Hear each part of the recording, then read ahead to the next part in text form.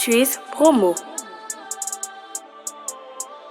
Ça cap fait. Dans vidéo aujourd'hui, je viens parler de Drake, de Kodak Black, de Souljaboy. Abonnez si vous pouvez faire ça. Restez juste dans fin vidéo. Sans pas faire autant de trop, on a dans vidéo. Drake participant fait tête ni plaisir. Rappeur a acheté Villa Robbie Williams dans Beverly Hills pour 70 millions de dollars. Il y a 10 chambres, 22 salles de bain, un garage qui a accueilli 11 machines, il y a 11 salles de sport, une cave à vin. On a le fond de garder maison ça à 20.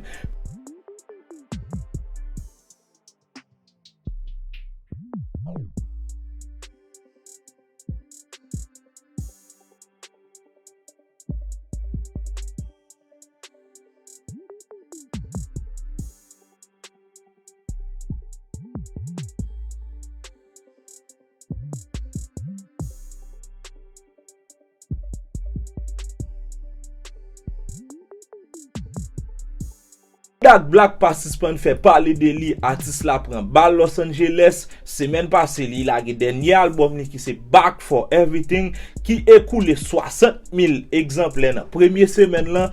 Bon début pour artiste là. En interview Kodak Black pote soutien li by ancien président Donald Trump. Pas oublier que Kodak Black était libéré par grâce présidentielle année passée.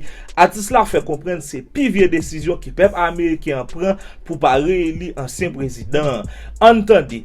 But Trump knows, like, he did that for the people. The people need their music. We need Kodak's music. Man, like getting rid of Trump is the worst thing America could have did. You hear me? Elle t'a tout profité pour public là on ti anecdote sous lui-même à Drake. Entendez. And he was at the club.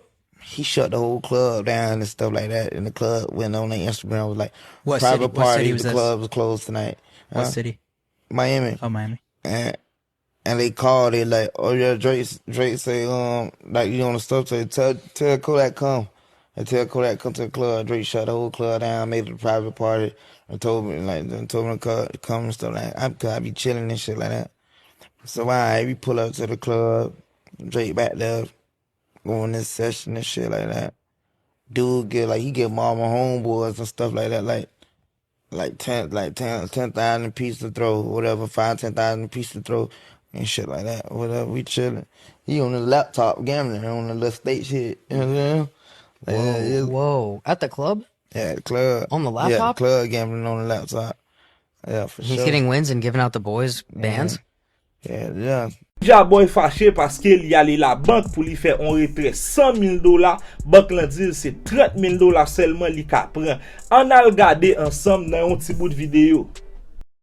I go in the bank, ask for 100K, they give me 30,000. Talking about that's all they got. I asked for 100,000. How y'all only got 30,000 in the bank? Where my money at?